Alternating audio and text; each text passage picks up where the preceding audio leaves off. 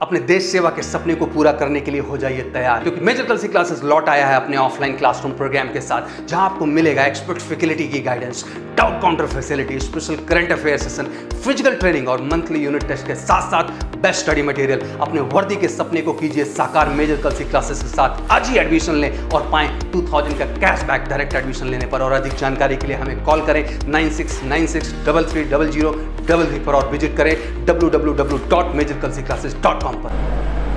जय हिंद बच्चों, आप लोगों के लिए लेकर आए हैं नेवी एमआर का मॉडल पेपर। इसमें अरिथमेटिक का सेक्शन कराएंगे आपको। फर्स्ट क्वेश्चन आपको दिया गया है, देखिए। मोहन ने एक नौकर इस शर्त पर रखा कि वह उसे 200 रुपये देगा और नौकरी के 10 दिन पश्चात कपड़े का एक सेट देगा। नौकर ने 5 दिन पश्चात काम छोड़ दिया तो मोहन ने उसे 20 रुपये नगद दिया और कपड़ा दिया। कपड़े का आपका मूल्य पूछा जा रहा है। तो यहाँ पे देखिए क्या होगा।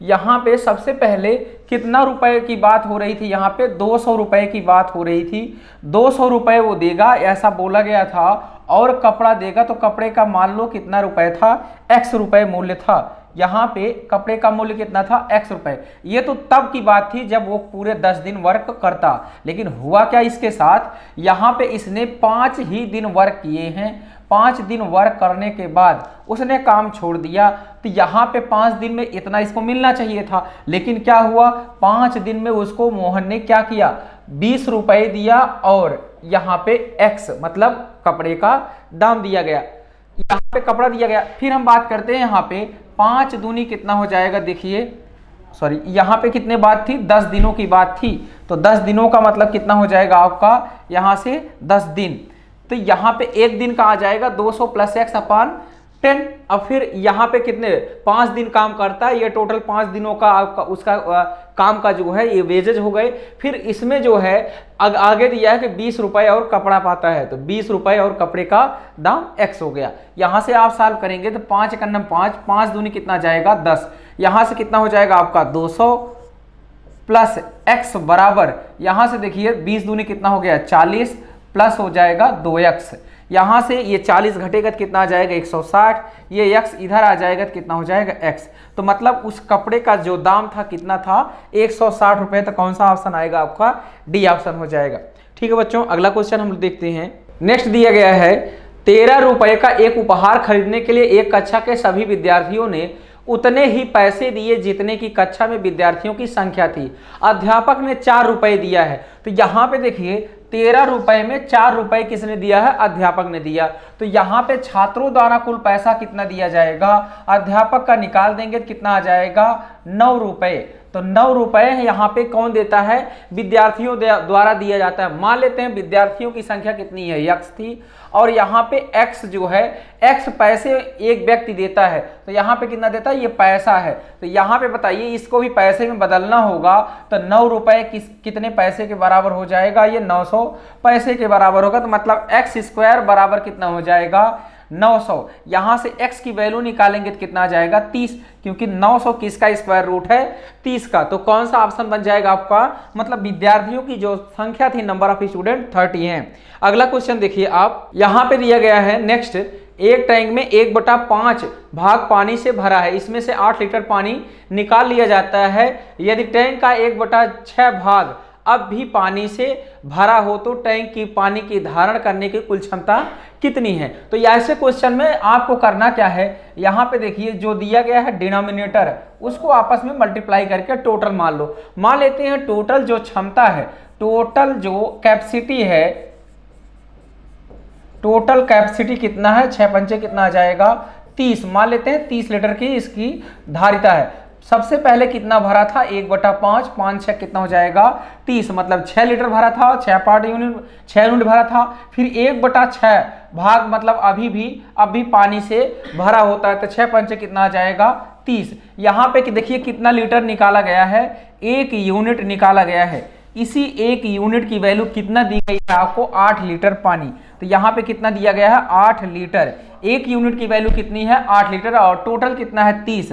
तो 30 यूनिट की जो वैल्यू हो जाएगी कितनी हो जाएगी 30 गुणे 8, 8 3 कितना हो जाएगा 24, 240 लीटर की पूरी ये टंकी है। तो कौन सा ऑप्शन हो जाएगा आपका? डी ऑप्शन हो जाएगा। अगला क्वेश्चन देखिए आप, यहाँ पे दिया गया है फाइंड द वैल्यू ऑफ, इसकी वैल्यू आपको निकालना है। तो सबसे पहले इनको जब आप सॉल्व करेंगे 3 एकन्नम 3 में से 1 चला जाएगा तो कितना जाएगा? 2/3 गुणे 4 1 जा 4 माइनस 1 कितना जाएगा? 3/4 इंटू, अगला देखिए 5 1 जा 5 माइनस 1 तो कितना जाएगा? 4/5। इसी तरीके से जब आप लास्ट तक पहुंचेंगे तो 99 1 जा 99 माइनस 98 अपान कितना हो जाएगा आपका?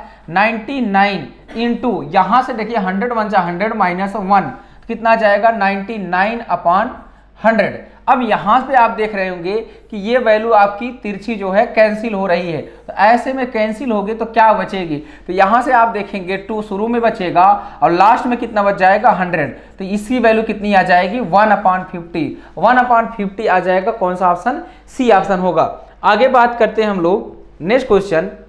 यहां पे दिया गया है कि let cube root of 3 cube root of 26 plus cube root of 7 cube root of 63। तो यहाँ पे देखिए अप्रॉक्सीमेट वैल्यू आपको लगानी है। तो यहाँ पे 27 मतलब किसकी क्यूब रूट निकालेंगे? 27 मानेंगे, इसको 8 हो जाएगा, ये कितना हो जाएगा आपका? 64। अप्रॉक्सीमेट वैल्यू चाहिए क्योंकि ये बड़ा होगा। ये आप जो है निकाले हैं तो ये जाहिर सी बात है कितना होगा आपका? बड़ा हो जाएगा। इसका मतलब क्या हो जाएगा? जितनी वैल्यू आएगी ये बड़ी रहेगी। तो यहाँ पे देखिए क्यूब रूट 27 अगर निकालेंगे तो कितना जाएगा?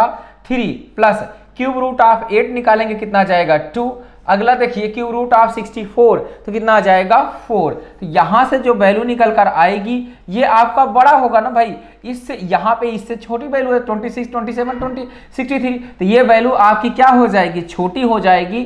किससे? क्यूब रूट ऑफ ए से। यहां से निकालेंगे 4 3 7 2 कितना हो जाएगा? 9। और क्यूब रूट ऑफ क्या हो जाएगा? ए। इसको जब आप क्यूब दोनों तरफ का करेंगे तो कितना हो जाएगा? 9 9 81 और 9 कितना हो जाएगा? 729। मतलब 729 बड़ा होगा क्योंकि ये वैल्यू आप क्या किए हैं? ज्यादा लिए हम। तो यहां से कौन सा ऑप्शन आ जाएगा? ए ऑप्शन होगा। नेक्स्ट क्वेश्चन देखिए आप, 3 संख्याओं में पहली संख्या दूसरी संख्या की 2 गुनी है तथा तीसरी संख्या की आधी है। तो अगर हम माने ये पहला दूसरा और ये क्या हो जाएगा?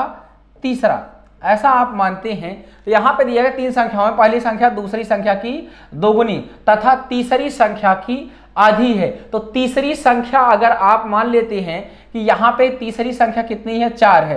तो 4 अगर मानते हैं तो देखिए पहली संख्या दूसरी संख्या की 2 गुनी तथा तीसरी संख्या की आधी है। तो पहली संख्या तीसरी संख्या की आधी है, फिर पहली संख्या दूसरी संख्या की ये 2 गुनी है तो ये कितना हो जाएगा? 1 आ जाएगा। ये आपका रेशियो बना। यदि तीनों संख्याओं का औसत 56 है तो यहाँ पे देखिए 4 2 6 कितना आ जाएगा? 7 और इनका औसत लेंगे तो कितना जाएगा? 7/3 की वैल्यू कितनी दे रखी है? 56। तो 7 8 कितना हो जाएगा? 56 और 8 3 कितना हो जाएगा? 24। तो 1 की वैल्यू किसके बराबर दे रखी है? 24 की। सबसे बड़ी संख्या देखिए कितना है? 4। तो 4 की वैल्यू कितनी आ जाएगी? 4 गुणे 24 चौका कितना हो जाएगा? 96 तो कौन सा ऑप्शन हो जाएगा आपका? डी ऑप्शन हो जाएगा। अगला क्वेश्चन हम लोग देखते हैं 7वें नंबर में, डिवाइड 255 इंटू 3:7।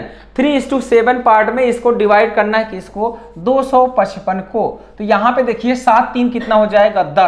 10 यूनिट की जो वैल्यू आपकी 255, तो 1 यूनिट की जो वैल्यू आएगी तो कितना जाएगा? 25.5 आ जाएगा क्योंकि वैल्यू सारी पॉइंट में निकालना है। तो यहाँ पे आपको 3 और 7 का वैल्यू निकालना है। तो 3 की वैल्यू निकालेंगे तो देखिए कितना आ जाएगा? 25.5 इंटू 3 आ जाएगा। 3 5 कितना हो जाएगा आपका? 15। फिर देखिए 3 5 15, 3 5 15, एक कितना हो जाएगा? 16 और 3 दूनी 6 और 1 कितना हो जाएगा? 7। तो यहां से जो निकल कर आएगा यहाँ पॉइंट लगेगा 76.5 और देखिए एक ही वैल्यू आपको दी गई है। अगला आपको 7th का निकालना है तो 7 से गुणा करके क्या लगा देंगे? दशमलव लगा देंगे 1 अंकों के बाद। तो कितना आ जाएगा? ये आंसर आपका 178.5 आएगा बच्चों। अगला देखिए क्वेश्चन आप, यहाँ पे दिया गया है महावीर और सुरेश की वार्षिक आय का अनुपात कितना है? 5 और 4 है। तो यहाँ देखिए महावीर है और ये सुरेश है, इनका जो इनकम है, आय है, वो कितना अनुपात है? 5 और 4 का अनुपात है। उनके खर्चों का अनुपात, ये देखिए इनका खर्च 3 और 2 का अनुपात है। यहाँ यदि वर्ष के अंत में दोनों ने 800 रुपए बचाए, तो यहाँ पे देखिए यहाँ पे कितना बचा रहा है, 5 रुपए आया है, 3 खर्च कर दिया तो कितना बचा रहा है 2। तो यहाँ पे 4 रुपए आया है तो कितना खर्च कर दिया 2, तो कितना बचा 2। तो हर दोनों जगह मतलब 2 ही यूनिट की वैल्यू आपको दे रखी है। तो आपका जो बचत है, बचत आपका यहाँ पे कितना कर रहा है 2 यूनिट। 2 यूनिट की वैल्यू कितनी दे रखी है आपको 800, एक बराबर कितना आ जाएगा 400 रुपए। यहां से किसकी वैल्यू पूछी गई है, महावीर की आय। महावीर की आय कितनी है 5, 5 बराबर कितना आ जाएगा 5 गुणे 400। तो यहां से कितना निकलेगा 5 और 20 200 का मतलब 2000 रुपए। तो कितना है उनकी आय 2000 रुपए है। अगला क्वेश्चन देखिए आप, 3 पार्टनरों ने क्रमशः 3 पार्टनर 2000, 2500, 1100 रुपए एक व्यवसाय में लगाया और 560 का लाभ कमाता है, तो 2500 रुपए लगाने वाले व्यक्ति का हिस्सा कितना होगा। देखिए अब यहाँ पे समय तो आपका क्या है कांस्टेंट है, तो इनका जो प्रॉफिट का रेशियो होगा, लाभ का रेशियो होगा, वो जितना जितना ये पैसा लगा रहे हैं उतना उतना इनका लाभ होगा। तो इनका रेशियो कितना कितना हो जाएगा 2000 अनुपात कितना हो जाएगा 2500, फिर अनुपात कितना हो जाएगा 1100।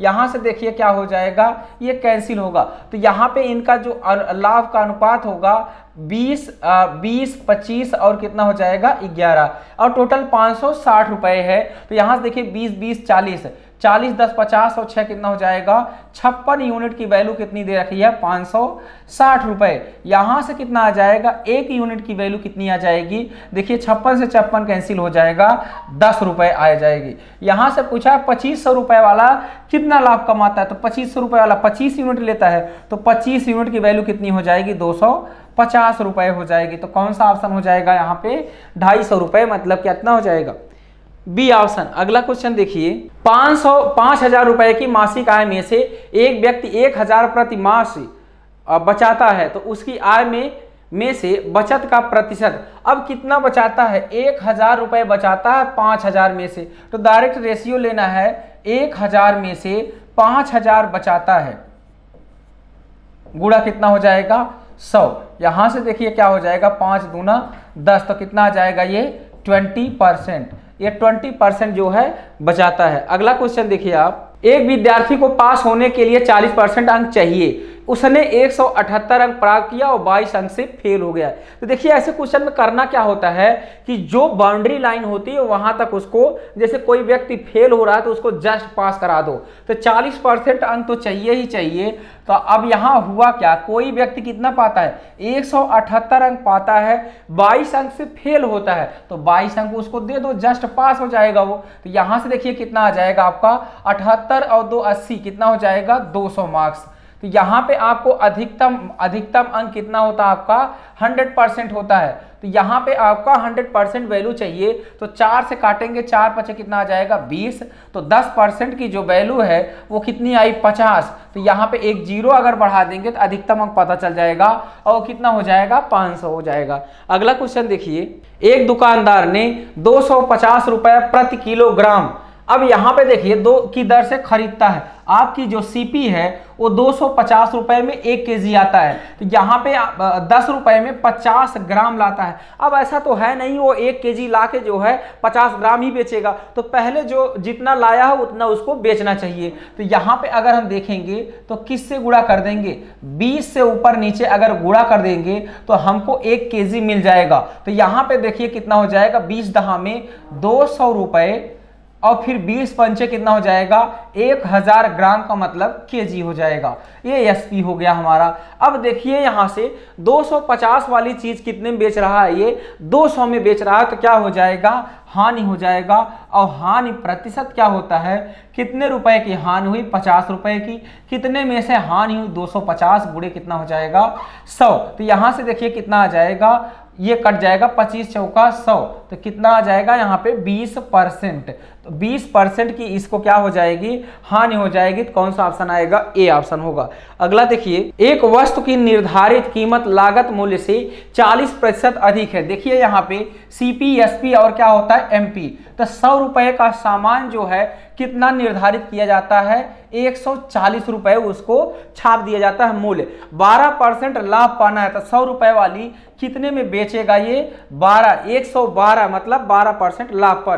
कितना छूट देता है तो देखिए कितना छूट दिया इसने, 28 का छूट दिया है 140 में, तो 100 में कितना हो जाएगा। तो यहां से आप निकाल सकते हैं 14 दूनी कितना हो गया 28, 0 से 0 कैंसिल हुआ, तो उसने जो छूट दिया वो कितने का दिया है 20% का। कौन सा ऑप्शन हो जाएगा, डी ऑप्शन होगा। अगला क्वेश्चन देखिए, कोई धनराशि साधारण ब्याज दर पर उधार दिए जाने पर 5 वर्ष में स्वयं का दुगना हो जाता है, मतलब 1 रुपए से कितना हो जाता है 2 रुपए हो जाता है। तो यहाँ पे जो है आपका जो ब्याज आता है एसआई जो आता है वो कितना है 1 रुपए है। तो डायरेक्ट फार्मूला लगा दो, एसआई बराबर क्या हो जाएगा पी आपका कितना था, ये हमारा पी है, ये हमारा ए है। तो आपका जो मूलधन था वो कितना था 1 रुपए था, और फिर इसके बाद P इंटू आर आपको निकालना है। समय कितना है 5 डिवाइड बाई कितना हो जाएगा 100, तो यहां से कितना आ जाएगा 5 दूनी 10, तो R बराबर कितना आ जाएगा आपका 20%।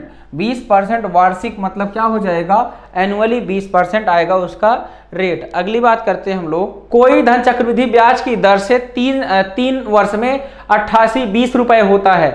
यहां पे देखिए P था आपका 3 वर्षों में, 3 वर्ष आफ्टर 3 ईयर कितना हो जाता है 8820 होता है। फिर आगे जो है 4 वर्ष में, मतलब यहां से कितने का डिफरेंस आ रहा है 1 वर्ष में, 1 वर्ष में कितना हो जाता है देखिए 9261 हो जाता है। तो डायरेक्ट यहां से आप क्वेश्चन कर सकते हैं कि कितना बढ़ा हुआ है। तो यहां से आप देखिए कितना पैसा बढ़ा है, क्योंकि आपको रेट चाहिए और 1 ही साल का ब्याज चाहिए होता है। तो यहां पे देखिए 0, आप यहां से 1 में से 0 जाए कितना जाएगा 1, फिर यहाँ 6 में से 2 गया कितना जाएगा 4, फिर यहाँ पे कितना है 2, तो 12 में से 8 गया कितना आ जाएगा 4, 441 रुपए है जो कि बढ़ा है। किस में से बढ़ा है, ये 8820 से बढ़ा है। गुणे कितना हो जाएगा 100, तो यहाँ पे देखिए कितना आ जाएगा 2, फिर 0 से 0 कैंसिल होगा, 2 पचे कितना जाएगा 10, तो कितना यहाँ से निकल कर आएगा आपका 5% वार्षिक है इसका जो रेट है। अगली बात करते हैं हम लोग यहाँ पे नेक्स्ट क्वेश्चन की। यहाँ पे दिया गया 6 आदमी या 9 औरतें किसी काम को 8 दिनों में करते हैं, उसी काम को 8 आदमी और 12 औरतें कितने दिनों में कर जाएंगे। इसका देखिए सिंपल सा फंडा है, यहाँ पे जो चीज दी गई है इसके अकॉर्डिंग हम लगाते हैं, नंबर ऑफ डेज को हम ऊपर रखते हैं, डिवाइड बाई एंड में कितने, या एंड अपॉन आर का हम क्या ले लेते हैं रेशियो ले लेते हैं, इसमें रखना है बस। अब यहाँ पे देखिए कितना दिया गया है 6 मैन और 9 वुमेन कैन डू ये वर्क इन 8 डेज, कितने दिनों में पहले करते थे 8 दिनों में करते थे। अब एंड अपॉन आर का रेशियो लेना है, मतलब यहाँ पे एंड के साथ कितने आदमी दिए हैं 8 आदमी दिए हैं, फिर इसके बाद और आर में कितने आदमी दिए हैं 6 प्लस, अब फिर से देखिए 12 वुमेन दिया आपका एंड में, और आर में कितना वुमेन है 9। बस यहां से इसको सॉल्व कर देंगे, आंसर आसानी से आपको मिल जाएगा। 3 तिरिक का 9, 3 चौक कितना हो जाएगा 12, यहाँ पे 2 3 आई 6, 2 चौक कितना हो जाएगा 2 चौक 8, 4 4 देखिए 8 से 8 कैंसिल हो जाएगा, तो कितना दिन आ जाएगा 3 ऊपर चला जाएगा, ये 3 दिन में वर्क को खत्म कर देंगे। तो कौन सा ऑप्शन हो जाएगा आपका सी ऑप्शन हो जाएगा। नेक्स्ट क्वेश्चन आप देखिए, 2 नल किसी टंकी को पृथक क्रमशः 6 मिनट और 7 मिनट में भर सकते हैं। यदि दोनों नल को बारी बारी से 1 मिनट के लिए खोला जाए तो टंकी, अब देखिए यहाँ पे मान लेते हैं ए कोई टंकी है 6 मिनट में भरता था और बी कोई टंकी है इसको 7 मिनट में भरता है, तो अब दोनों का एलसीएम कितना आ जाएगा 42।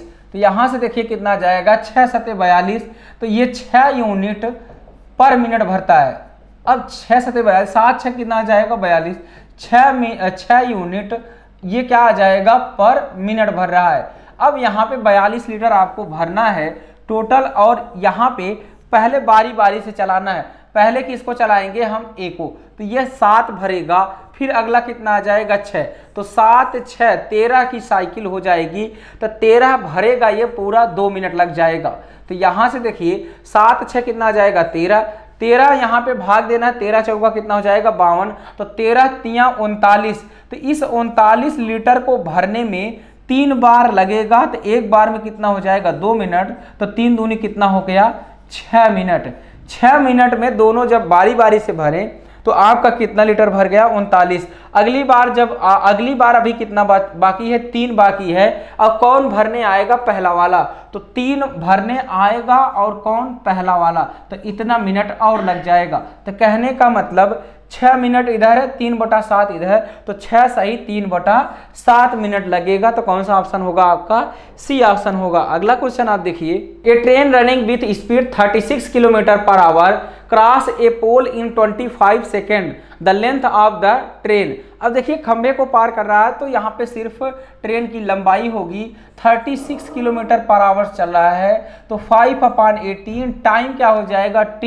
टी टाइम आपका कितना रहा? 25 सेकेंड। यहां से आप काटेंगे, या 18 दूनी कितना हो जाएगा? 36, 5 दूनी कितना हो जाएगा? 10। तो यहां पे कितना जाएगा? 250 मीटर। तो कितना हो जाएगा?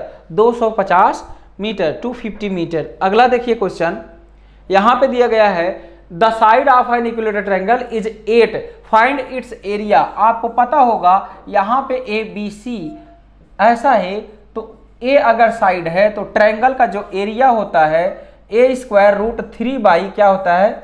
4। इसी में रखेंगे।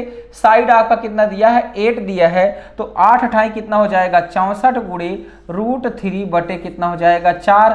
तो 16√3 सेंटीमीटर स्क्वायर आएगा। तो कौन सा ऑप्शन होगा आपका? बी ऑप्शन होगा। अगला क्वेश्चन देखिए, एक वृत्त और वर्ग का परिमाप समान है। तो देखिए अगर हम मान लें कि ये हमारा वृत्त है और ये हमारा वर्ग है, यहाँ पे रेडियस r है, यहाँ पे जो साइड है इसकी कितनी है? a है। तो इसका बोल रहा है एक वृत्त और वर्ग का परिमाप, the perimeter of a circle and square are equal. तो यहाँ पे क्या हो जाएगा? पेरीमीटर 2πr इक्वल टू कितना हो जाएगा? 4a। फिर क्या बोला गया है? The ratio of the area of circle. तो एरिया ऑफ सर्कल क्या हो जाएगा? πr² डिवाइड बाई, अगला क्या? The ratio of the area of circle to that of the square. तो स्क्वायर का कितना हो जाएगा? a²। तो यहाँ पे क्या वैल्यू निकालनी है आपको? r/a। तो यहाँ पे जब आप देखेंगे r/a निकालेंगे तो कितना आ जाएगा? यहाँ से a की वैल्यू इधर आएगी, तो 2 क्या होगा? पाई हो जाएगा। तो 2 क्या होगा? पाई। इसमें पुट कर दीजिए आप, तो पाई इंटू r/a का होल स्क्वायर, 2 2 4 पाई का स्क्वायर। तो पाई से पाई कैंसिल हो जाएगा, तो 4/पाई आएगा। 4 रेशियो पाई। तो कौन सा ऑप्शन हो जाएगा आपका? डी ऑप्शन होगा। नेक्स्ट क्वेश्चन देखिए, the lateral surface of a cylinder is developed in a square whose diagonal is √2 centimetre long. अब यहाँ पे क्या दिया गया है आपको? ऐसा कोई आपका सिलेंडर है, यहाँ पे ऐसा कोई सिलेंडर था, पार्श्व सतह। अब यहां से अगर इसको आप पूरा काट देंगे, तो काटने के बाद जो आपका परिवर्तन किया गया है वो बोला जा रहा है यहाँ पे कि एक क्या है? वर्गाकार है। यहाँ पे कैसा बन रहा है आपका? वर्ग बन रहा है, वर्ग के आकार का बन रहा है, इस टाइप का। तो यहाँ पे इसका दिया है कि ये डायगोनल इसका क्या है आपका? √2 है। तो √2 है डायगोनल। तो आपको पता होगा ये a होता है तभी a√2 होता है, तो ये 1 होगा, ये 1 होगा, तभी ये √2 आया होगा। तो यहाँ पे अब आपको क्या पता है कि इसका जब इसको आपने चीर के अलग किया है, तो ये r है, ये h है। तो यहाँ पे हाइट में परिवर्तन तो होगा नहीं, तो हाइट क्या रहेगी? h। तो इसको जब आपने खोला है, फोल्ड किया हुआ है, इसको आपने खोला, तो यही आपका क्या आया? सरकमफ्रेंस आया। तो 2πr आपका कितना हो गया? 1। यहां से r की वैल्यू कितनी आ जाएगी? 1/2π। अब आपसे क्या पूछा गया है? तो बेलन का आयतन, तो आपका सिलेंडर इन क्यूबिक सेंटीमीटर, आपका वॉल्यूम बताना है। तो वॉल्यूम आपको बताना है, तो वॉल्यूम क्या होता है सिलेंडर का? यहां पे सिलेंडर का वॉल्यूम जो होगा आपका कितना हो जाएगा? आधार का मतलब क्या होता है? क्षेत्रफल, πr² इंटू क्या हो जाएगा? h। यहाँ पे देखिए पाई r का स्क्वायर यहाँ पे करिए 1/4π² इंटू h कितना दे रखा है? 1। तो यहाँ से देखिए पाई से पाई क्या हो जाएगा? कैंसिल। तो कितना बचेगा? 1/4π। तो 1/4π का मतलब कौन सा ऑप्शन हो जाएगा? ए ऑप्शन हो जाएगा। अगला क्वेश्चन देखिए, यहाँ पे दिया गया है x = 3 + √8। तो यहाँ पे x = 3 + √8। अब देखिए यहाँ पे ए का स्क्वायर मतलब कितना हो जाएगा 3 3 का 9 और रूट 8 का स्क्वायर कितना हो जाएगा 8। तो दोनों का डिफरेंस अगर 1 आता है 1 आता है तो 1/x डायरेक्ट हम साइन चेंज करके लिख सकते हैं। कितना हो जाएगा 3 माइनस रूट 8। यहां से जब हम निकालेंगे x plus 1/x equal to 3 3 कितना हो जाएगा 6। फिर आपसे पूछा गया है यहां से x square plus 1/x square, अगर p दिया रहता है तो p स्क्वायर माइनस 2 उसका आंसर होता है। तो यहाँ पे कितना हो जाएगा 6 का स्क्वायर माइनस 2, तो 6 कितना हो जाएगा 36 माइनस 2 कितना आ जाएगा 34। तो 34 आंसर हो जाएगा आपका ए होगा।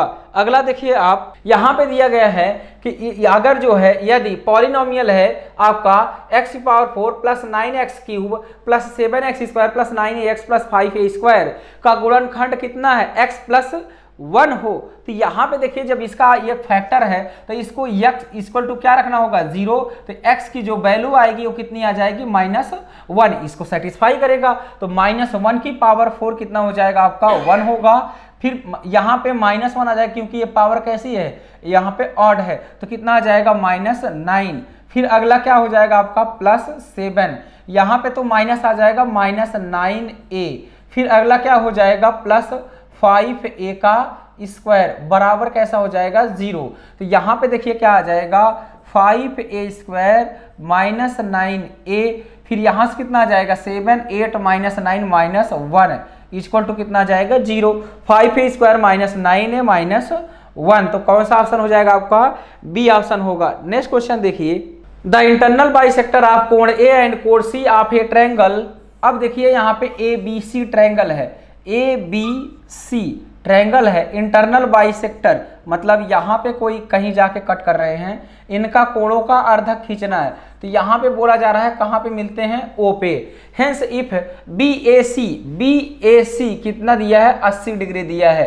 अब आपसे क्या पूछा then the what is the measure of BOC के बारे में पूछा, मतलब ये कोण पूछा गया है। तो आपको पता होना चाहिए 90 प्लस कोण A/2 होता है। तो यहाँ पे कितना हो जाएगा 90 प्लस कोण A मतलब 80 बटा कितना हो जाएगा 2, तो 9 4 कितना हो जाएगा 13 130 डिग्री मतलब कितना आ जाएगा 130 डिग्री आएगा। नेक्स्ट क्वेश्चन देखिए आप, यहाँ पे दिया गया है यदि x y धनात्मक न्यून कोण है x plus y is less than 90 degree हो और sine 2x minus 20 degree is equal to cos 2y plus 20 degree. तो आपको बताना है sec x प्लस y की वैल्यू। तो आपको ये पता होना चाहिए कभी भी अगर लिखा है sine a is equal to cos b, तो आपको ये पता होना चाहिए कि a और b कॉम्प्लीमेंट्री एंगल बनाते हैं, वो कितना बनाते हैं 90 डिग्री। ये थ्योरम आपको जरूर पता होना चाहिए। तो यहाँ पे देखिए साइन और cos की वैल्यू क्या है सेम है, तो यहाँ पे साइन और cos की वैल्यू तभी सेम है जब 2x minus 20 degree is equal to कैसा आएगा 2y प्लस 20 डिग्री। यहाँ पे प्लस होगा, प्लस कितना आ जाना चाहिए इनकी दोनों की वैल्यू आपका 90 डिग्री आना चाहिए। यहाँ पे देखिए 20 से 20 आपका क्या हो जाएगा कैंसिल हो जाएगा, 2x plus Y equal to कितना आ जाएगा 90 डिग्री आएगा। यहाँ से x प्लस वाई कितना हो जाएगा 45। अब यहाँ पे क्या पूछा गया है सेक x प्लस वाई। अब देखिए सेक x प्लस वाई का मतलब क्या हो जाएगा आपका सेक 45। सेक 45 की वैल्यू कितनी हो जाएगी √2। तो कौन सा ऑप्शन आपका आएगा यहाँ पे ए ऑप्शन हो जाएगा।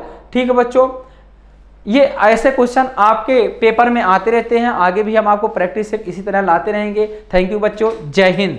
जय हिंद student, this is Jyoti Pandey from MKC Prayagraj. आज हम आपके सामने लेकर आए हैं नेवी MR का मॉडल टेस्ट पेपर, जिसमें आपको जनरल साइंस के लगभग 15 क्वेश्चन यहाँ पर मिलेंगे। I hope this question are useful for you. चलो चलते हैं क्वेश्चंस पर। हमारा जो पहला सवाल है यहाँ पर आपसे पूछा गया है कि 1 किलोवाट आवर को जूल में व्यक्त किया जाएगा तो किस प्रकार से किया जाएगा। यानी 1 kilowatt hour is expressed in joule as 3.6 into 10 की पावर 4 जूल, 3.6 इंटू 10 की पावर 5 जूल, 3.6 इंटू 10 की पावर 6 जूल और 3.6 इंटू 10 की पावर 7 जूल।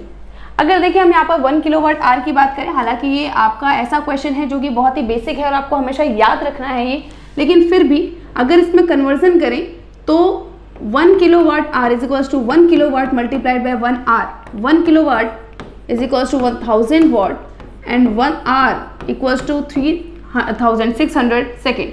इन दोनों को मल्टीप्लाई किया जाएगा तो 36 इंटू 10 की पावर 5, और अगर स्टैंडर्ड फॉर्म में लिखा जाए तो 3.6 इंटू 10 की power 6 watt second.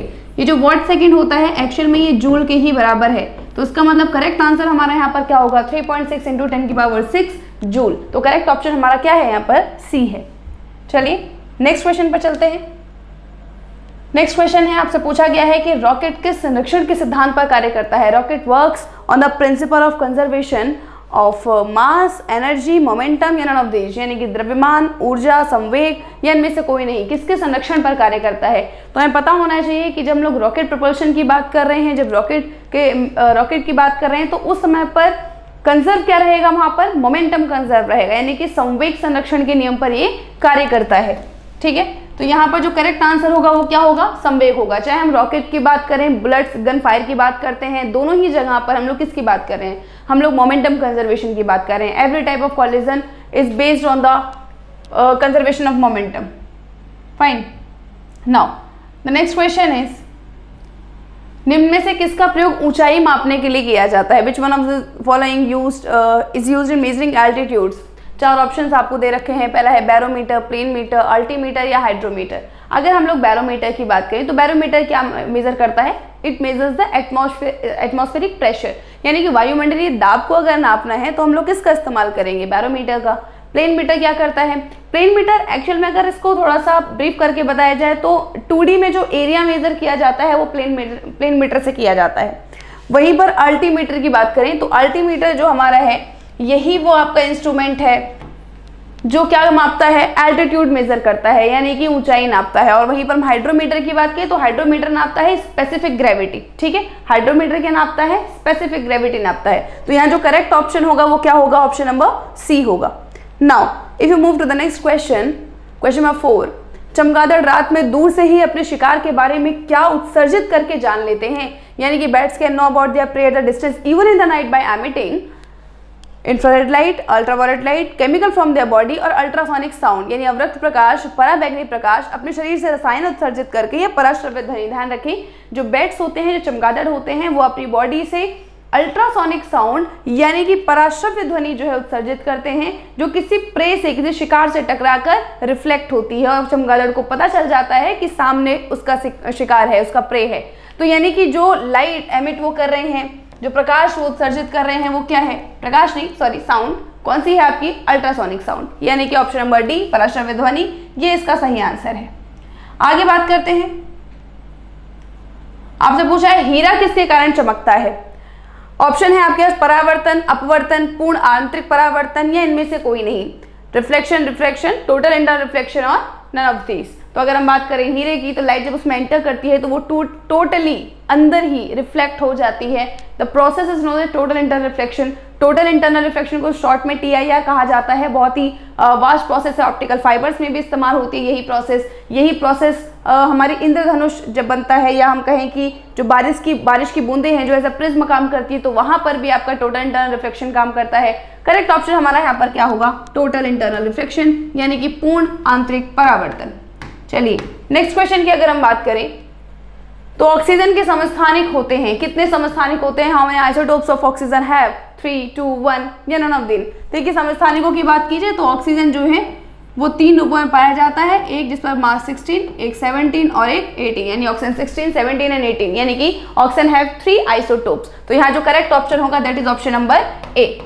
Now if you move to the next question, question number 7 आपसे पूछा है कि सभी रासायनिक बंधों के निर्माण के लिए उत्तरदायी है, यानी कि all chemical bonds are the result of interaction of nuclei, यानी कि नाभिक की परस्पर अंतःक्रिया, इंटरेक्शन ऑफ इलेक्ट्रॉन्स, यानी कि इलेक्ट्रॉनों के मध्य होने वाली परस्पर अंतःक्रिया, डिफरेंस इन इलेक्ट्रोनेगेटिविटी, यानी कि विद्युत ऋणात्मकता में अंतर या ऋण विद्युत में अंतर, और फोर्थ है आपका interaction of the electrons and nuclei, यानी कि नाभिक एवं इलेक्ट्रॉनों के मध्य होने वाली परस्पर अंतःक्रिया।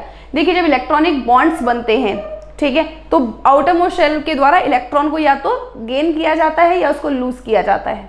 अगर गेन किया जाएगा तो गेन कौन करेगा भाई, कोई ना कोई अट्रैक्टिव फोर्स होगा जो उसको अपनी तरफ खींच रहा है। अट्रैक्टिव फोर्स कौन लगाएगा, केवल न्यूक्लियस, क्योंकि इलेक्ट्रॉन तो नेगेटिव है ना, तो नेगेटिव को अट्रैक्ट कौन करेगा, पॉजिटिव ही करेगा। पॉजिटिव कहाँ है, न्यूक्लियस में।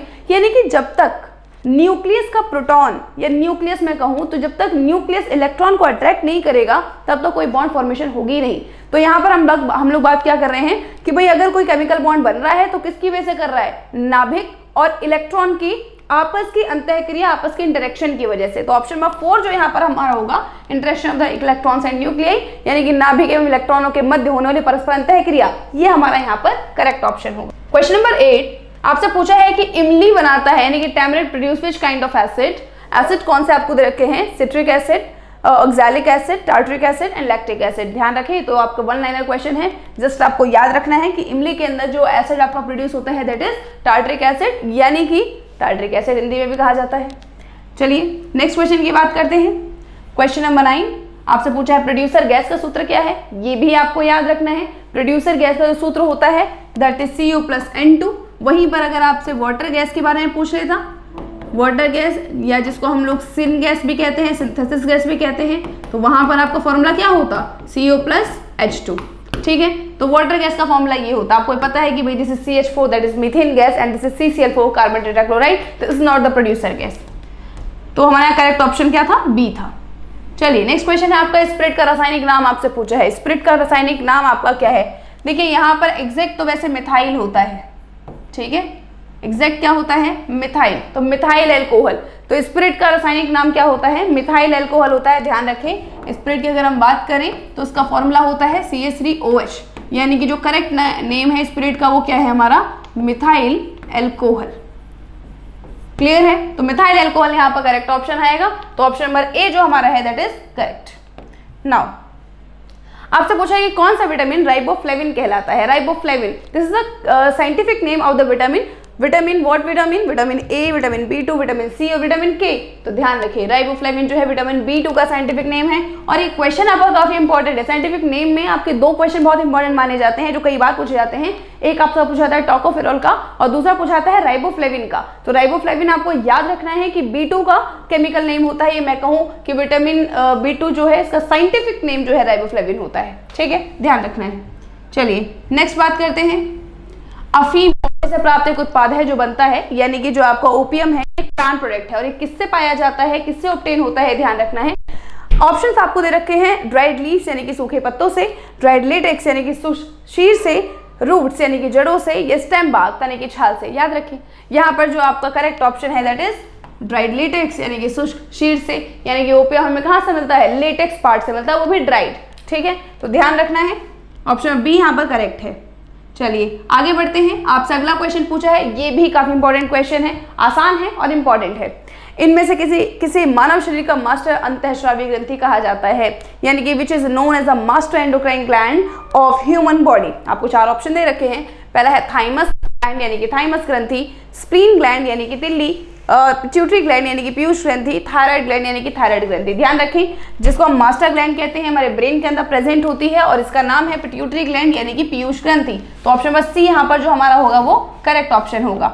नेक्स्ट क्वेश्चन की अगर हम बात करें, क्वेश्चन नंबर 14 आपसे पूछा है कि संक्रमण रोगों के लिए उत्तरदायी एजेंट कहलाते हैं, यानी कि agent infected disease responsible are called.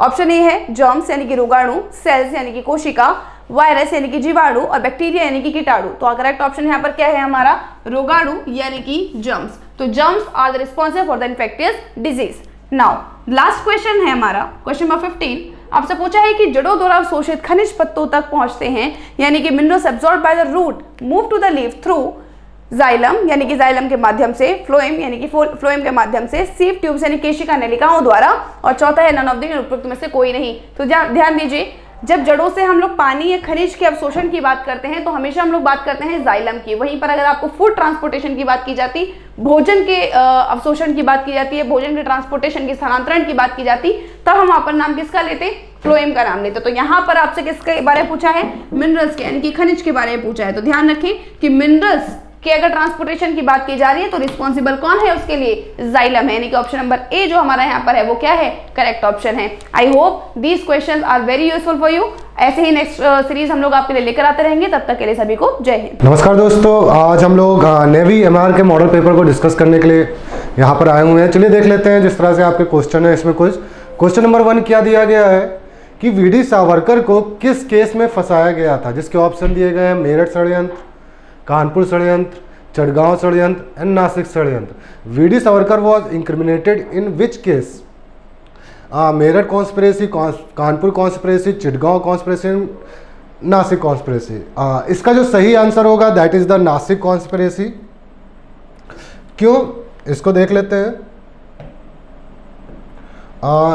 एक आर्थर जैक्सन नाम के गवर्नर थे भारत में, जिनको 1909 में गोली मार दी गई थी, और जो इसलिए मारी गई थी क्योंकि उन्होंने ट्रायल चलाया था वीडी सावरकर के खिलाफ, तो जिसकी वजह से वीडी सावरकर को इस केस के अंतर्गत फंसाया गया था।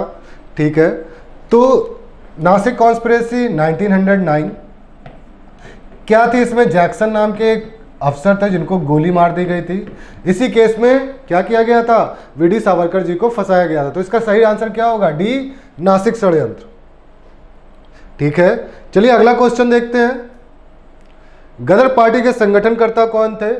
गदर पार्टी बाकना द्वारा बनाई गई। इसके कुछ को फाउंडर थे, बाकना थे, लाला हरदयाल थे। इन लोगों को को फाउंडर बनाया था गदर पार्टी का। गदर एक अरबिक वर्ड है, एक तरह से कह सकते हो, जिसका मतलब होता है रेबेल करना, रेबेलियन करना या विद्रोह करना। तो वहीं से हमारी गदर पार्टी का संगठन किया गया था। इसके जैसा मैंने अभी बताया कि बाकना और लाला हरदयाल सबसे इंपॉर्टेंट पर्सन माने जाते हैं गदर पार्टी के। तो इसमें आपको ऑप्शन भी दिख रहा है लाला हरदयाल। तो इनके संगठनकर्ता किसको माना जाता है? लाला हरदयाल को। इसके बारे में ज़्यादा डीप में नॉलेज नहीं घुसते हैं, तो यहाँ पर सिर्फ सही आंसर के बारे में जानते हैं। संगठन पार्टी का संगठनकर्ता कौन थे? लाला हरदयाल।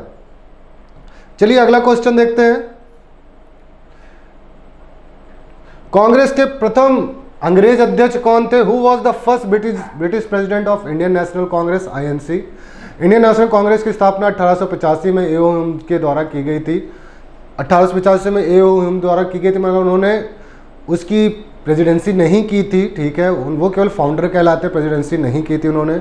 इसका जो सही आंसर होगा दैट इज जॉर्ज यूले, जिन्होंने 1888 के इलाहाबाद सेशन को प्रिसाइड किया था। इस चीज़ को याद रखिएगा, इलाहाबाद सेशन ऑफ 1888 जिसको प्रिसाइड किया था जॉर्ज यूले ने। और वही हमारे प्रथम विदेशी माने जाते हैं, अंग्रेज माने जाते हैं, जिन्होंने भारतीय राष्ट्रीय कांग्रेस की अध्यक्षता की थी। चलिए अगला क्वेश्चन देख लेते हैं। भारतीय शिक्षा का मैग्ना कार्टा किसे कहा जाता? Wood dispatch. वुड डिस्पैच 1854 में जॉर्ज वुड द्वारा उस समय के गवर्नर जनरल लॉर्ड डलहौजी को भेजा गया था, जिसमें उन्होंने कुछ एजुकेशन के बारे में, जैसे प्राइमरी एजुकेशन में उन्होंने कहा था वर्नाकुलर लैंग्वेज होनी चाहिए, मतलब जो लोकल लैंग्वेज है उसको प्रचार करना चाहिए। और जो सेकेंडरी लेवल वहाँ पर एंग्लो लैंग्वेज का मतलब एंग्लो इंडियन लैंग्वेज, जहाँ पर विदेशी के साथ साथ मतलब अंग्रेजी के साथ साथ भारतीय भाषाओं का भी ज्ञान कराना चाहिए। तो उन्होंने बेसिकली प्राइमरीली एजुकेशन पर फोकस किया था वुड डिस्पैच ने 1854 में। इसी वजह से इसको क्या कहा जाता है? Magna carta of Indian education. Magna carta की हिस्ट्री आप सबको पता ही होगा, बहुत बार इस वीडियोस में डिस्कशन हो चुकी है। 1217 में फ्रेंच रेवोल्यूशन के द्वारा जो लाया गया था उसको मैग्ना कार्टा कहा जाता था। मैग्ना कार्टा एक रूल आया था, उसी के कार्ड पर Magna Carta is the most important thing, जिसकी कह सकते हो founder of the elementary education, जिसने बहुत ही इंपॉर्टेंट योगदान दिया है। तो इंडियन एजुकेशन का मैग्ना कार्टा किसे कहा जाता है? Wood dispatch 1854। चलिए अगला क्वेश्चन देख लेते हैं इसी के साथ। आकार के अनुसार सौरमंडल के अवरोही क्रम में बताना है। तो आप सभी को पता होगा कि 4 इनर प्लैनेट होते हैं, 4 आउटर प्लैनेट। आपके 4 इनर प्लैनेट होते हैं, सबसे पहला mercury, Venus, earth and Mars. और आपके 4 आउटर प्लैनेट भी होते हैं, जुपिटर या बृहस्पति, सैटर्न या शनि, यूरेनस अरुण और नेपच्यून वरुण। तो आपके जो बाह्य ग्रह होते हैं या फिर आउटर प्लैनेट होते हैं वो साइज में बड़े होते हैं और इनकी नंबरिंग भी लाइन से की जाती है 1 2 3 4। 5th नंबर पे हमारा अर्थ आता है, 6th में उसकी जुड़वा बहन या twin sister Venus, 7th number पे हमारा मार्स और सबसे स्मॉलेस्ट प्लैनेट कौन सा है? मरकरी।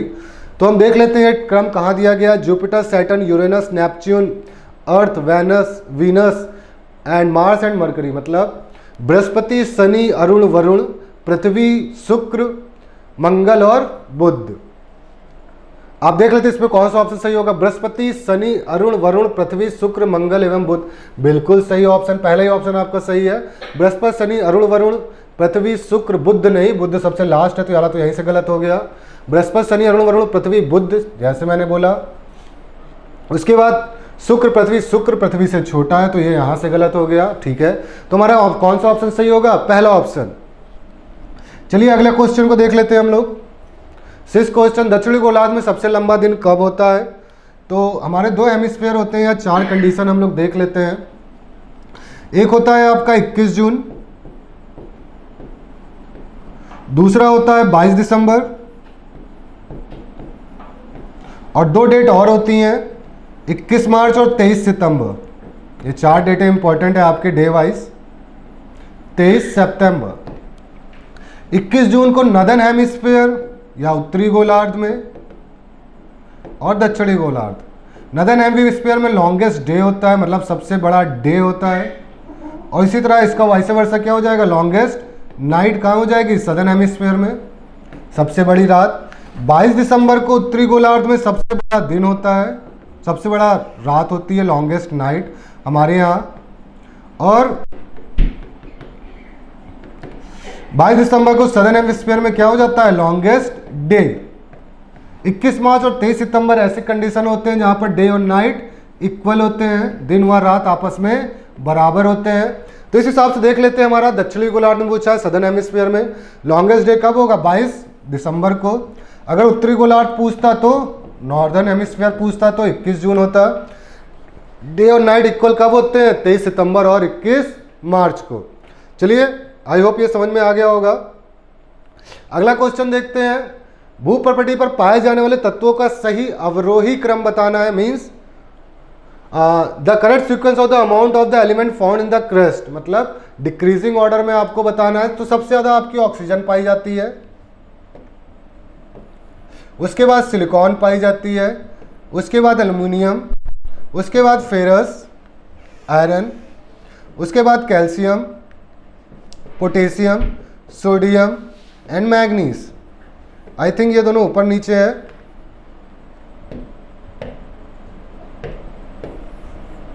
ठीक है, सबसे पहले सोडियम एंड देन पोटेशियम। ये आपका डिक्रीजिंग ऑर्डर है। सबसे ज़्यादा ऑक्सीजन, फिर सिलिकॉन, फिर एल्युमिनियम, फिर फेरस, फिर कैल्शियम, फिर सोडियम, फिर potassium and that last one is manganese. तो देख लेते हैं सीक्वेंस में कौन कौन सा ऑक्सीजन सबसे ज़्यादा इन दोनों में बचा है। तो यही दोनों ऑप्शन सही हो सकते हैं, दोनों तो पहले ही गलत हो गए। ठीक है, नेक्स्ट देखते हैं सिलिकॉन। सिलिकॉन इसमें भी है, सिलिकॉन इसमें भी है। नेक्स्ट इज एल्युमिनियम, एल्युमिनियम इसमें है। तो हमारा कौन सा ऑप्शन सही होगा? 4th one. ठीक है, हमारा फर्स्ट आंसर गलत हो गया। सेम चीज, हमारा कौन सा ऑप्शन सही होगा? 4th one, oxygen, silicon, aluminium and iron. चलिए अगला क्वेश्चन देख लेते हैं हम लोग। किसे सार पर्वतों का नगर कहा जाता है? It's a GK question. Rome. Rome शहर कहलाता है आपका सिटी ऑफ 7 माउंटेन्स। इसमें कुछ डिस्कस करने वाली चीज़ें नहीं है हमारे पास, जो स्टैटिक जीके है। कौन सा देश हजारों झीलों का भूमि कहलाता है? Correct answer is Finland. The land of 1000 lakes कौन कहलाता है? Finland. Nothing to discuss about it. अगला देखते हैं, विश्व में सर्वाधिक जागृत ज्वालामुखी कहाँ पाए जाते हैं? Ring of fire. Ring of fire means Pacific ocean का, पैसिफिक ओशियन मतलब प्रशांत महासागर के तटीय इलाकों में, जिसको हम लोग रिंग ऑफ फायर भी कहते हैं। रिंग ऑफ फायर सबसे ज़्यादा यहीं पे ज्वालामुखी पाए जाते हैं। तो प्रशांत महासागर के आसपास देख लेते कौन सा ऑप्शन सही होगा। आंत महासागर के आसपास, नथिंग लाइक दैट। हिंद महासागर के पास नहीं, आर्कटिक महासागर के आसपास नहीं। तो साइड ऑप्शन क्या हो जाएगा? अराउंड द पैसिफिक ओशियन, जिसको हम लोग किस और नाम से जानते हैं? Ring of fire. इसके पीछे रीजन क्या होता है? प्लेट टेक्टोनिक्स की थ्योरी। तो उसके ऊपर ज़्यादा हम लोग डीप में नहीं डिस्कस करते हैं। तो आज आप इतना याद रखिएगा, अराउंड द पैसिफिक ओशियन जितने भी रीजन होते हैं वहाँ पर सबसे ज़्यादा ज्वालामुखी और भूकंप की घटनाएं पाई जाती हैं। चलिए अगला क्वेश्चन देखते हैं। भारत में पहली बार जनगणना किसके काल में? लॉर्ड मेयो के काल में, सबको पता है। 1872 में सबसे पहले लॉर्ड मेयो के काल में भारत में जनगणना प्रारंभ की गई थी। उसके अलावा 1881 के बाद से ये पर 10 ईयर में, जिसको हम लोग आज तक देखते हैं सेंसस, भारतीय जनगणना हर 10 साल के अंदर होगी, वो 1881 के बाद से स्टार्ट की गई थी। ठीक है, तो इसका राइट ऑप्शन क्या होगा? फर्स्ट सेंसस कब कराई गई थी? लॉर्ड मेयो के टेन्योर में, और वो कब था? 1872 में पहली बार जनगणना भारत में कराई गई थी। चलिए अगला क्वेश्चन देख लेंगे, क्वेश्चन नंबर 12। पूर्वी घाट और पश्चिमी घाट, पूर्वी घाट और पश्चिमी घाट कहां पर आपस में आके मिलते हैं? ठीक है, पूर्वी घाट और पश्चिमी घाट, पश्चिमी घाट सतत है, मतलब लगातार है, और पूर्वी घाट सतत नहीं है, मतलब it's not a continuous mountain. ठीक है, पश्चिमी घाट ऊंचा माउंटेन होता है in comparison to eastern mountain. तो इन दोनों को कहाँ आके मिलता है? नीलगिरी की पहाड़ियों में। It's a very good place, you must visit once. Nilgiri की पहाड़ियाँ पे जाके पूर्वी घाट और पश्चिमी घाट आपस में मिलते हैं। ठीक है, तो इसका राइट ऑप्शन क्या होगा? नीलगिरी की पहाड़ी या नीलगिरी हिल्स। ठीक है, अगला क्वेश्चन देख लेते हैं इसी के साथ।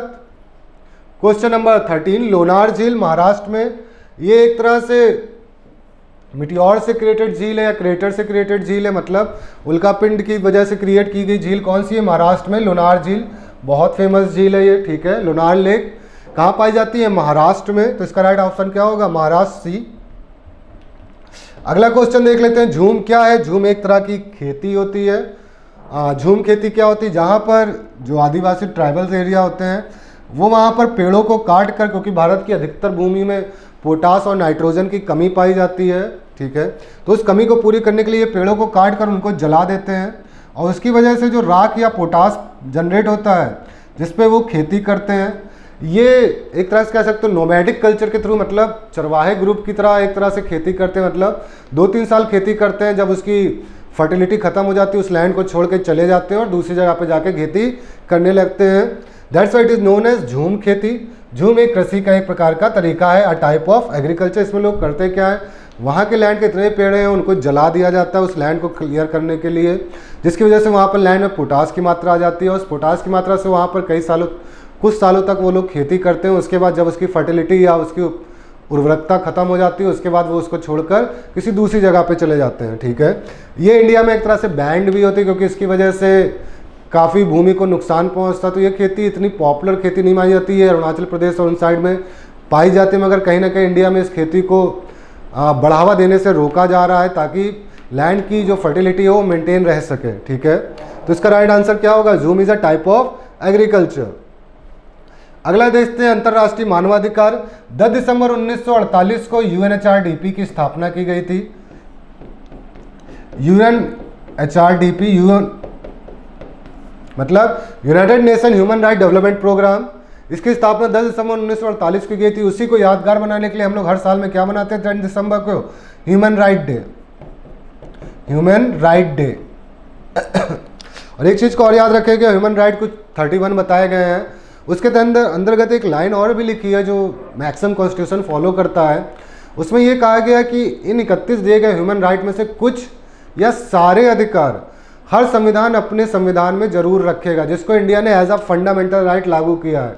वो हमने कहाँ से एक तरह से लिया है? जो भी अधिकार बताए गए हैं वो ह्यूमन राइट्स में ही बताए गए हैं, जिनको हमने as a fundamental right part 3 में आर्टिकल 12 to 35 अप्लाई किया हमारे कॉन्स्टिट्यूशन में। ठीक है, तो इसका राइट आंसर क्या हो जाएगा? 10 दिसंबर ह्यूमन राइट डे। अगला क्वेश्चन देख लेते हैं हम लोग। संयुक्त राष्ट्र संघ का मुख्यालय कहाँ है? न्यूयॉर्क में है। संयुक्त राष्ट्र संघ के अंदर 6 संस्थान आते हैं जिनका सबका 5 का कार्यालय आपका न्यूयॉर्क में है। सिर्फ इंटरनेशनल कोर्ट ऑफ जस्टिस, इसका कार्यालय हेग नीदरलैंड में है। बाकी सबके जितने भी कार्यालय 6 संस्थान कौन कौन सी होती है संयुक्त राष्ट्र संघ के अंतर्गत? एक होती है जनरल असेंबलीज जिसको महासभा कहते हैं, उसके बाद UNSC United nation security council, उसके बाद होती है आपकी यूएन ट्रस्टीशिप जिसको अब ख़त्म कर दिया गया है। ठीक है, यूनाइटेड नेशन ट्रेड ऑर्गेनाइजेशन। ठीक है, इस तरह से आपकी कुल 6 ऑर्गेनाइजेशन जिसके अंदर बताई गई हैं, जिनके सबके कार्यालय कहाँ पर है? न्यूयॉर्क में है। सिर्फ इंटरनेशनल कोर्ट ऑफ जस्टिस का जो कार्यालय है वो कहाँ पर है? हेग नीदरलैंड में है। चलिए, इसका सही ऑप्शन क्या होगा? न्यूयॉर्क। आई होप समझ में आ गया हो। चलिए अगला क्वेश्चन देखते हैं हम लोग। भारतीय संविधान के किस अनुच्छेद के अंदर वित्त आयोग का गठन किया गया? अनुच्छेद 280 के अंतर्गत फाइनेंस कमीशन के बारे में बताया गया है। Article 280 of the constitution deals with the finance commission या डिफाइन द फाइनेंस कमीशन। वित्त आयोग के बारे में बताता है। फाइनेंस कमीशन का काम क्या होता है? अगर सेंट्रल फाइनेंस कमीशन की बात किया जाए तो उसका काम होता है सेंटर और स्टेट के बीच मनी का डिवीजन या टैक्स का डिवीजन करना होता है। जितना भी आपका मनी का डिवीजन होता है वो कौन करता है? Finance commission between the centre and state under article 280। तो इसका राइट ऑप्शन क्या होगा? बी, अनुच्छेद 280। चलिए अगला क्वेश्चन देख लेते हैं। भारत का सबसे लंबा बांध कौन सा है? हीराकुंडा बांध महानदी पर स्थित है उड़ीसा में। महानदी हीराकुंडा बांध is the longest dam in the Orissa district of Orissa state of India. ठीक है, उड़ीसा के महानदी पे स्थित हीराकुंडा बांध भारत का सबसे लंबा बांध है। तो इसका राइट ऑप्शन क्या हो जाएगा? हीराकुंडा डैम। Quite easy question. चलिए अगला क्वेश्चन देखते हैं। गरबा लोक नृत्य कहाँ का है? गरबा और डांडिया। गरबा और डांडिया दो लोक नृत्य पाए जाते हैं गुजरात में। राजस्थान के आपके नृत्य होते हैं कठपुतली, घूमर और सुईसनी। ये तीन नृत्य होते हैं आपके कहाँ के? राजस्थान के। इसको पॉज करके एक बार देख लीजिएगा। मणिपुर का मणिपुरी डांस होता है। असम के दो डांस होते हैं, बिहू और कली गोपाल। ये दो फोक डांस कहाँ के हैं? आसाम के। ठीक है, तो इसका राइट आंसर क्या होगा? गरबा कहाँ का? गुजरात का। गुजरात के साथ और कौन, गरबा के साथ और कौन सा नृत्य होता है? डांडिया। राजस्थान के तीन नृत्य हमने दिखा, इसको एक बार पॉज करके नोट कर लीजिएगा। आसाम के भी दो नृत्य होते हैं, बिहू और कली गोपाल। तो इसका राइट ऑप्शन कौन सा हो जाएगा? गुजरात। चलिए अगला क्वेश्चन देखते हैं। कौन सुमेलित नहीं है? तंबाकू निषेध दिवस 31 मई, ट्रू। विश्व पर्यावरण दिवस हर साल हम लोग मनाते हैं 5 जून को। विश्व जल दिवस 22 मार्च। गणतंत्र दिवस रिपब्लिक डे 15 अगस्त, बिल्कुल गलत। दिया तो शायद हर इंडियंस को पता होगा कि रिपब्लिक डे हम लोग कब मनाते हैं? 26 जनवरी को। क्यों मनाते हैं? क्योंकि इस दिन इंडिया को रिपब्लिक स्टेटस गेन हुआ था, या फिर दूसरे शब्दों में कहा जाए तो भारत का संविधान इस दिन लागू किया गया था, जिस दिन हमने अपना रिपब्लिक स्टेटस गेन किया था। That's why it is known as Republic Day 26 January. और 15 अगस्त को हम लोग कौन सा डे मनाते हैं? इंडिपेंडेंस डे, हमारा स्वतंत्रता दिवस। तो इसका सुमेलित नहीं है, तो राइट ऑप्शन क्या हो जाएगा? गणतंत्र दिवस 15 अगस्त, रिपब्लिक डे 15 अगस्त। ठीक है, बहुत ही इजी क्वेश्चन। ये तो शायद अगर आपको बाकी तीन नहीं पता, सिर्फ एक पता है, तब भी आप बता सकते हो। गणतंत्र दिवस 26 जनवरी को मनाया जाता है। चलिए अगला क्वेश्चन देखते हैं। संतोष ट्रॉफी फुटबॉल से संबंधित है, डूरंड कप फुटबॉल से संबंधित है। इस तरह से कई कप किससे संबंधित है? फुटबॉल से। दिलीप ट्रॉफी क्रिकेट से है, ईरानी कप क्रिकेट से है, रणजी ट्रॉफी, सीके नायडू, ये सब किससे क्रिकेट संबंधित है? क्रिकेट से। अरे डूरंड कप अभी मैंने जैसे बताया, डूरंड कप किससे संबंधित है? फुटबॉल से, ना कि हॉकी से। तो इट्स अ रॉन्ग ऑप्शन। आंगा कप हॉकी से संबंधित है। ठीक है, तो हमारे तीन सही है, गलत कौन सा है? डूरंड कप किससे संबंधित है? फुटबॉल से। तो राइट आंसर क्या हो जाएगा? Durand Cup is not related to hockey. चलिए अगला क्वेश्चन देख लेते हैं। Question number 24। कौन सुमेलित नहीं है? जय जवान जय किसान लाल बहादुर शास्त्री जी ने नारा दिया था। ठीक है, हमारे सेकंड प्राइम मिनिस्टर। सरदार भगत सिंह ने इंकलाब जिंदाबाद के नारे को आगे बढ़ाया था। हसरत मोहिनी ने सही मायने में दिया था, मगर इसको आगे बढ़ाने का जिम्मेदार किसको बनाता है? सरदार भगत सिंह को। करो या मरो का नारा हमारे महात्मा गांधी जी ने दिया था। भारत भारतीयों के लिए नहीं, ये विवेकानंद जी ने नहीं दिया था, ये दयानंद सरस्वती जी ने दिया था हमारा नारा। तो इसका राइट ऑप्शन क्या हो जाएगा? इन्होंने नॉट सुमेलित पूछा होगा या नॉट मैच। नॉट मैच कौन सा है? भारत भारतीयों के लिए। ये नारा किसने दिया था? दयानंद सरस्वती जी ने दिया था। तो इसका राइट ऑप्शन क्या होगा? India for Indians is not given by the Vivekananda, it's given by the Dayanand Saraswati. ठीक है, चलिए अगला क्वेश्चन देख लेते हैं। Question number 23। कथक कहाँ का शास्त्रीय नृत्य है? कथक हमारे उत्तर भारत का शास्त्रीय नृत्य है। केरल का जो हमारा शास्त्रीय नृत्य है वो है कथकली, कथकली और मोहिनीअट्टम। मोहिनीअट्टम ये दोनों कहाँ के नृत्य हैं? केरल के हैं। आंध्र प्रदेश का कुचिपुड़ी और तमिलनाडु का जो नृत्य है वो है भारतनाट्यम। ठीक है, इसके अलावा एक और होता है यक्षगान। यक्षगान कहाँ का नृत्य है? कर्नाटक का। तो अब शायद आपको सभी नृत्य पता चल गए, केरल का कथकली और मोहिनी अट्टम, आंध्र प्रदेश का कुचिपुड़ी, तमिलनाडु का भरतनाट्यम और यक्षगान कहाँ का है? कर्नाटक का। और कथक हमारा कहाँ है? नॉर्थ इंडिया का या फिर उत्तर भारत का। तो इसका राइट ऑप्शन क्या होगा? ए, नॉर्थ इंडिया।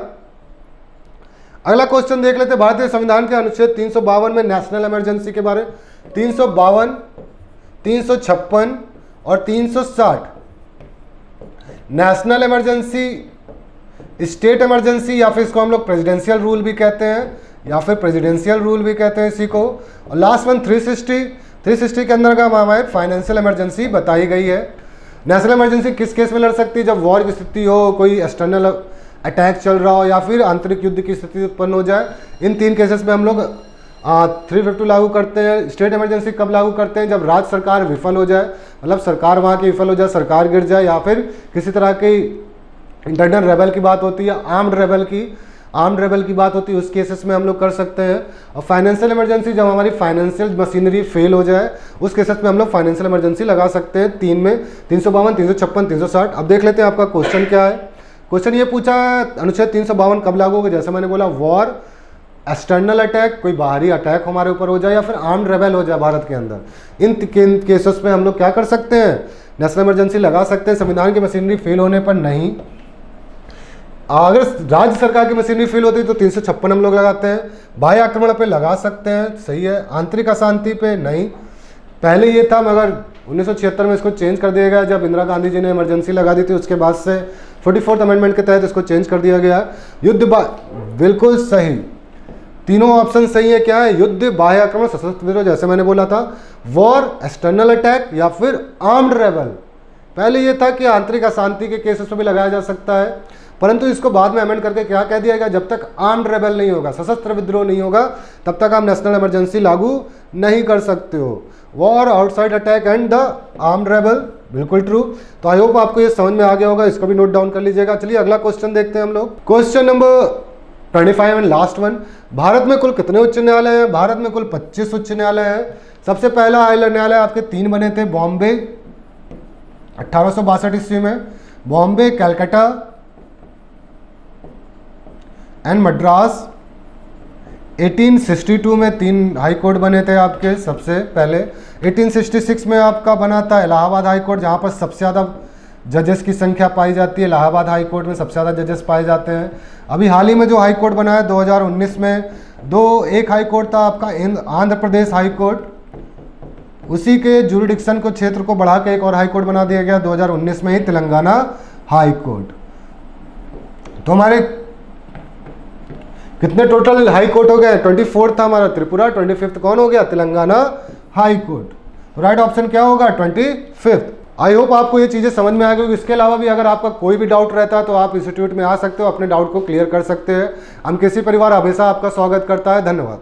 आपकी बेस्ट फ्रेंड किताबें होती हैं जो आपका करियर बनाती हैं और आपके ड्रीम्स को पूरा करती हैं। इसलिए मेजर कलसी क्लासेस लेकर आया है रक्षा क्षेत्र के सभी परीक्षाओं की संपूर्ण तैयारी के लिए एमकेसी पब्लिकेशन की तरफ से बेस्ट स्टडी मटेरियल, जो कि सेना द्वारा प्रेस्क्राइब्ड लेटेस्ट पैटर्न पर आधारित हैं, जिसमें आपको मिलेगा आसान भाषा में explanation, chapter wise question paper और ढेर सारे क्वेश्चन के कलेक्शंस, ढेर सारे शॉर्टकट और ट्रिक के साथ साथ क्वेश्चन को इजी, मीडियम और हार्ड लेवल में बांटा गया है। लास्ट 5 ईयर के क्वेश्चन को चैप्टर और टॉपिक वाइज मेंशन किया गया है, जो कि आपके 100% सफलता को सुनिश्चित करेंगे। तो देर किस बात की, तो आज ही ऑर्डर कीजिए अपनी डिफेंस प्रिपरेशन की बुक dlp.majorkalsiclasses.com से और कॉल कीजिए 9696330033 पर।